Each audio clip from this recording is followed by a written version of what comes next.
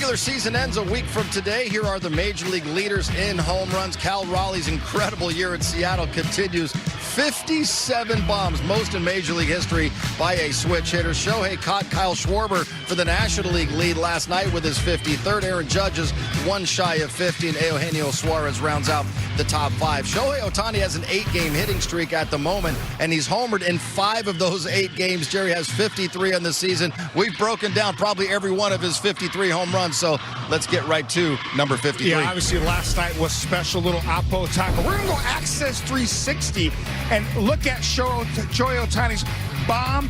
Outstanding job. Gets a pitch, outer half, an 2-2 pitch, outer half, 100 miles an hour. No problem for the Big Show. The other way on a line. Great job of getting extended.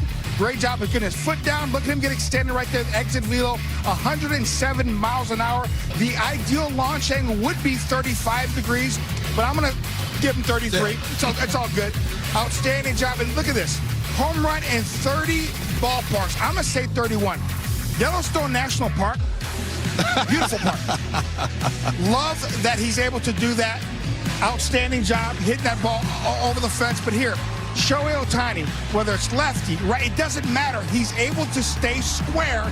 That is the key. And he's been able to do that against lefties, right, and it doesn't matter. And this one, against Logan Webb in San Francisco and Detroit, you know, it is hard hit big flies there in San Francisco. 454 feet. The Big Show has been on quite a tear. And you see those numbers there, 283, over 1,000 OPS, those bombs. He needs to get over that 100 RBI mark. Hopefully he does that today. He is a complete ball player. Once again, runs scored is so important. Yep. It's such an important stat. Because guess what? You're scoring runs. He's got 141 runs scored, and he's not done. What an incredible season. Certainly is another incredible season. That was Shohei Ohtani's 29th home run this year at Dodgers Stadium, and that breaks the single-season stadium record that he set just a season ago. And today the Dodgers, with Shohei Ohtani, will look to trim that magic number in the NL West down to at least 2 as we head back inside the stadium. Kirsten joins us again live, and she has more on the final home game of the regular season. Hi there, Kirsten. Hi, John. Well, whether it's Shohei Ohtani, the rest of the offense as a collective, it's clear that these guys are playing some of their best baseball at the moment. Even Dave Roberts, when the team clinched their playoff berth, in his statement to the group, he made it clear that this is the most important time of the year. They're playing really good baseball, and now it's just time to continue that, and it's time to be greedy as they look to close out the regular season. Dave Roberts talked about just where the group is at right now and how he's still assessing a few positions. I think on this particular day, we're in as good a position entering the postseason on this day as we've ever been in. You know, with the starting pitching, with where the offense is at, I think being able to get matchups and how guys are playing, and the mindset of these guys. So I think that this is as good as places we've been in. Remaining games, in terms of trying to figure out the bullpen, do you use those leverage innings to use it to kind of make sure they're right, or do you use those innings maybe to evaluate? Yeah, that's a good question. That's fair. I don't know that answer. I think it's a combo, like most things. There are certain guys that I think that, you know, have earned the opportunity and know their roles as far as kind of what's to come. And there's other guys that need to show it, to be quite frank.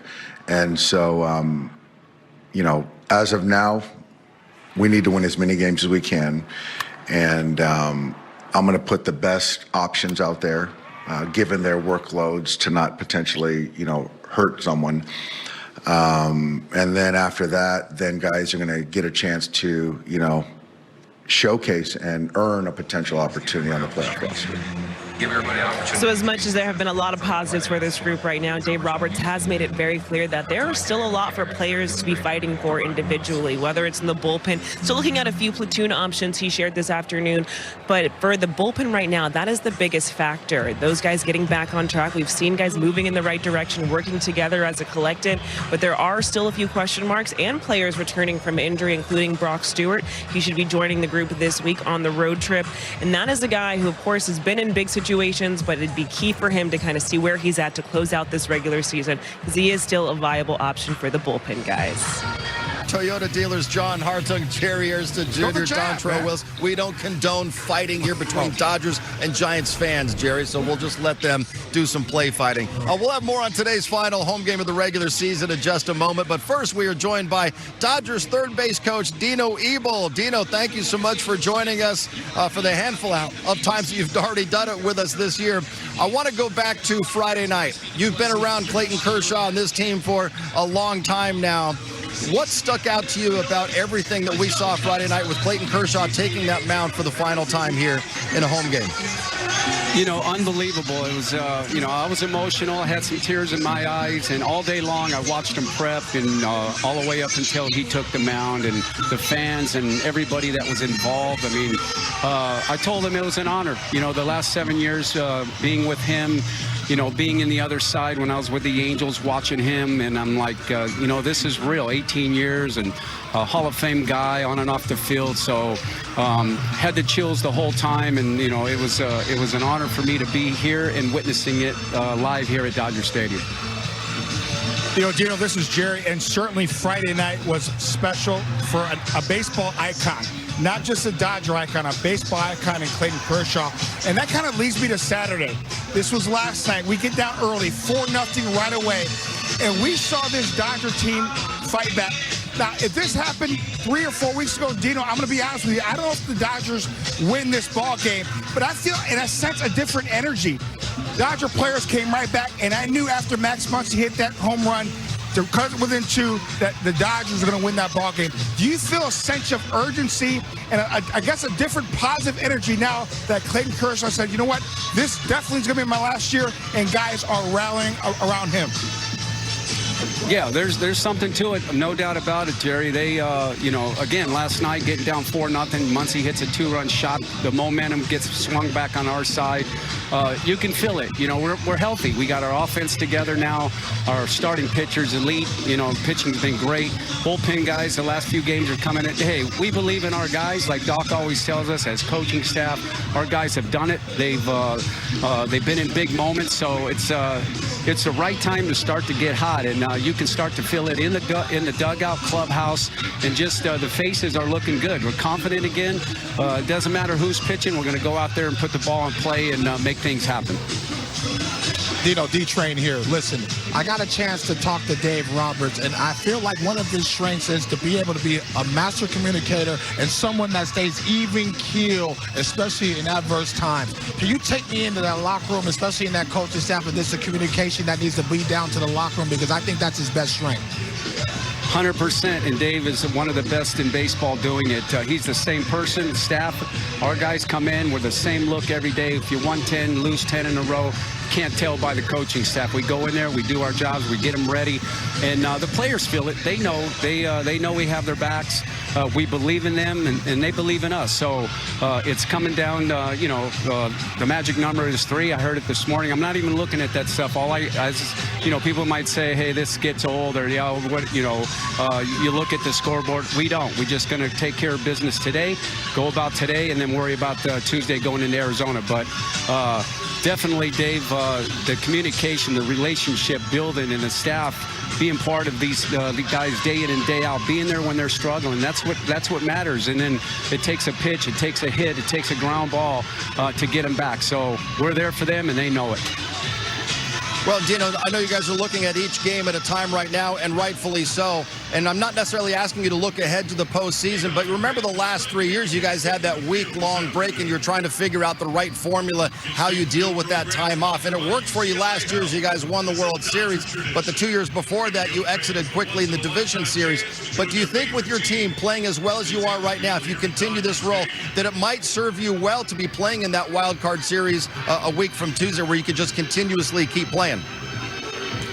I believe it. I believe that 100%. And again, you can look back and say we had 5 days off, and it gave our pitching staff and guys a little break. But last year, it ran down to the last week of the season. We got hot. We stayed playing baseball.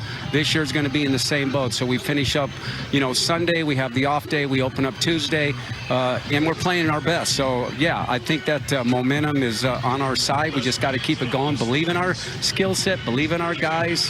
Forget about the the numbers on the board. Just whatever you can do to help a team win. This is what this team is right now, 100%. You know, Dino, as long as I can remember, I've been around big league ballparks, and I just love coming to the ballpark. You talk about the relationship with your two boys, Brady and Trey. I talked to Trey yesterday a little bit. He looks bigger and stronger than he was 6 months ago. Talk about that relationship. You're so focused on doing a great job with the Dodgers, but you still find time to be with your family and your sons. Yeah, they come, you know, we get to the park early. Yesterday, Trey and I came to the park. Brady's in Arizona in Instruction League, but the relationship with my boys, they know if they want to come on the field, first it's an honor and privilege to be on a Major League diamond. They're humble about it, but we come early. Nobody's here. We get our work in. 10 o'clock yesterday morning, we're hitting. We get some ground balls on the field. The guys show up. It's time for me to be with our players. So my boys know if they want to come to the stadium and get their work in, we got to come early, and I'm all for it. So that's how it's been. You know, that's growing up in the major leagues. My boys are blessed. Brady's getting a chance now to someday be here and be on that other side of that dugout. And Trey, this year, senior year, he's committed Texas A&M, and he's looking forward to a big season. And yes, he's getting bigger, stronger, and faster. So he saw what his brother went through. Now he wants to go through it. Dino, the one thing I love about you, and even when I was in the big leagues and looking across at you at third base, you never have a bad day at a major league ballpark. You've been a lifer in this, man, and I have a total love and respect for you. Where does that energy come to work and bring that energy and positivity day by day, year after year? This is the best job in the world for me. I've never worked a day in my life, and when I come to this yard, when I pull up in that stadium every single day, I'm blessed. And I get to work with the best players in baseball and get to witness on the other side the best players in baseball. So for me to come out here and do my job and get our guys ready, I'm super pumped every single day. High energy, bring it every day. Batting practice, fly balls, whatever I got to do to get our guys ready. This is what I'm living for. This is 38 years in the game, 20 years in the major leagues, and I can't be blessed more than just looking forward to this game today and winning and getting on that flight and heading to Arizona. Dino, you were meant to do this. Thank you, gentlemen. Dodger Stadium, no place else we'd rather be. One final time at home, shall we? Alongside the Bulldog Oral Hershiser, I am Steven Nelson. Kirsten Watson is next to the dugout. But Oral, the Dodgers celebrating today 4 million fans at Dodger Stadium in a single season for the first time in franchise history, and a chance to knock down the magic number from 3 to 2. And with the Giants across the field, it's really special, and it's been really a special time. This homestand and everything that's gone on, it's going to be special here in a moment with Clayton Kershaw addressing the fans. But I love the fact that this team continues to win. 88 wins, but they're firing on all cylinders right now. As you could see, it's a little bit of a hazy Sunday afternoon here at Dodger Stadium, and something tells me it's also about to get a little misty in here as number 22, the future first ballot should be unanimous Hall of Famer Clayton Kershaw addresses the home crowd at Dodger Stadium for the final time in his illustrious 18-year career. He'll be flanked by family and loved ones and thousands of adoring fans. Let's watch this video as Kershaw gets ready to take it away.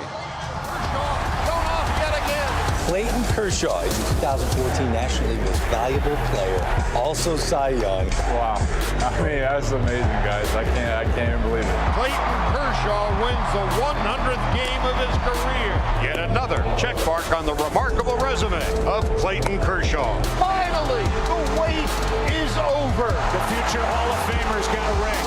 Clayton Kershaw, the Dodgers strikeout king.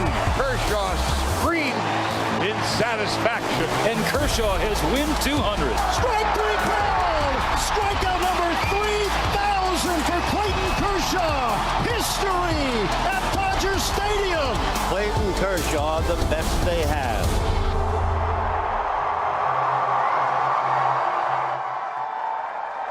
Fans, on this very special day in Dodger history, where over 4 million fans have attended Dodger games this season, we're happy and honored to have our guy, Clayton Kershaw, join us to share a few words. The floor is yours, Kersh.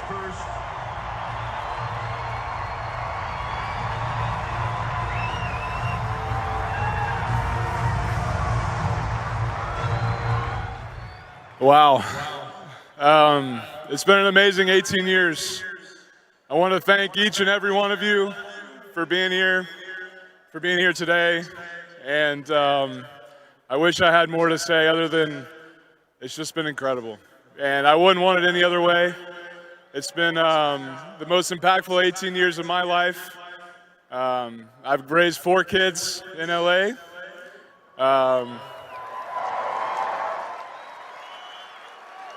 And to get to be here with you today and just get to say thank you one more time is just the most amazing thing in the world. So thank you guys so much.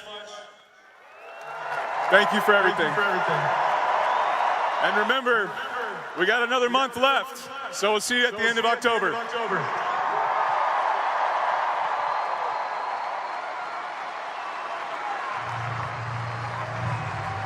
thank you, Clayton, for leaving it all on the field.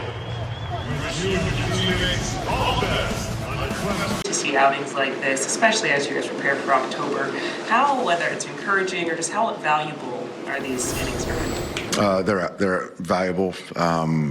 He's certainly gained a lot of confidence. The pitch making, the quality of stuff.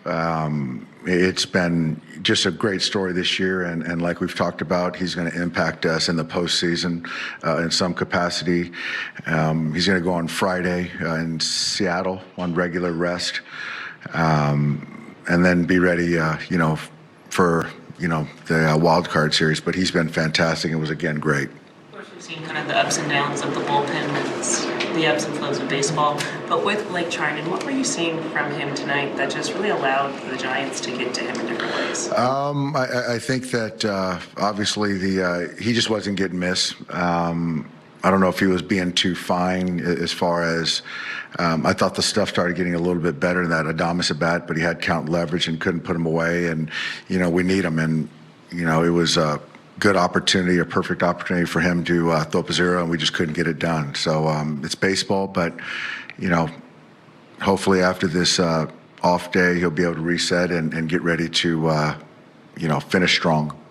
Earlier this we saw Treinen in the regular season wasn't very good. October came, the switch just kind of flipped. I mean, are you kind of hoping for that type of sudden miracle type turnaround almost with him? I think so. I think that we talked about the hitters. And not saying that hitting and pitching is the same, but I do think that the ideology is similar in the sense of, as you're working through things mechanically, you're looking at the stat line, but once you get to the postseason and in that mind, then nothing else matters except competing and doing your job.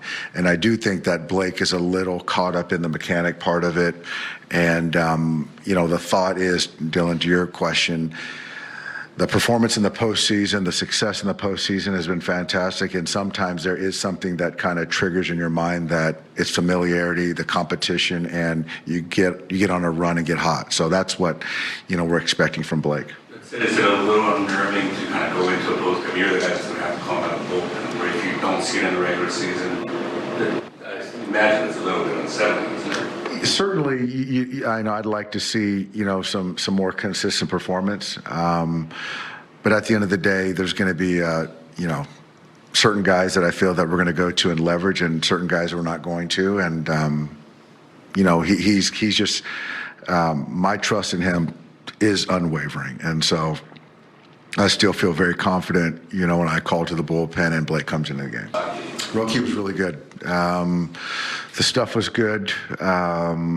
So he'll fly to Arizona to come meet us there. And so we're going to have a conversation, but he won't be available to pitch till Wednesday. But he's done, what he needs to do to get an opportunity. We're still trying to win games, and so this would be his third outing in the pen, first in the big league. So not sure. We still have to make the decision of getting him on our roster, and then, sort of seeing, what we have that particular night will kind of make my decision. I think that certainly, the way he's throwing the ball matters. I've got to trust what I'm seeing and not solely, bet on the person or track record. I think that we all need to see, a couple good outings, but most importantly, I want to see confidence out of him. And to be quite honest, I think that right now he's just not as confident. He's not as confident in himself as I am in him. And so I think the main thing is that we got to get that confidence back. When you were excellent, when you just kind of look at how the stuff was playing, how you were able to kind of stay in the count. Yes, there were the 2 hit batters, but ultimately, other than that, stuff was really in a good spot. What do you kind of put to with the start like this one today? I think it just goes back to the game plan, trying to keep them off balance. I think Mark drew up a great game plan, and then Rush called a good game back there too. To be closing out the regular season as well as you are, likely one more outing for you, but just what does this do for you as you are kind of mentally preparing to be a part of this team come October? It's definitely nice to feel good. I think try to just continue with the progress we've been making and try to do the same thing. Is there anything in specific that you were either leaning on or that was kind of feeling really good today? No, I think it's the same stuff we've been doing the past few weeks, but just trying to keep them off balance. Davis, okay. I was going to say, so if you get one more start for the playoffs, what would you be looking at? And that would be working on something or just try to keep the momentum going? What do you do at that start? Yeah, I think just try to refine everything, keep it, where it is right now, but also try to get the execution up a little bit, try to just stay efficient. Where's the confidence? Your confidence must be pretty high right now. Yeah, I think, it's definitely nice to get a couple good ones before the playoffs. Is it helpful that it's been a couple years, but this won't be your first time in the postseason? Is there anything that you're taking away from that prior experience? I think so, yeah. It's definitely nice to have a little bit of experience going into it. But yeah, feeling good. How different does that feel compared to this moment and kind of what you could be doing to contribute going in this year? How 23? Yeah. Feels pretty similar. I feel like I was ready to go into that, and I feel pretty ready now going into it too. So it would be a similar role this time around in October? How much have they talked to you about, if at all, about what that will look like for you in October? I have no idea yet, honestly. Open for whatever, but yeah, I'm not sure yet.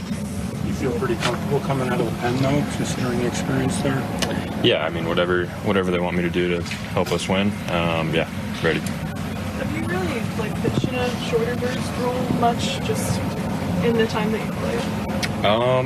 I came out of the bullpen a lot in the minors, and then I did it a decent amount in 23 too. Done it a few times this year, so yeah.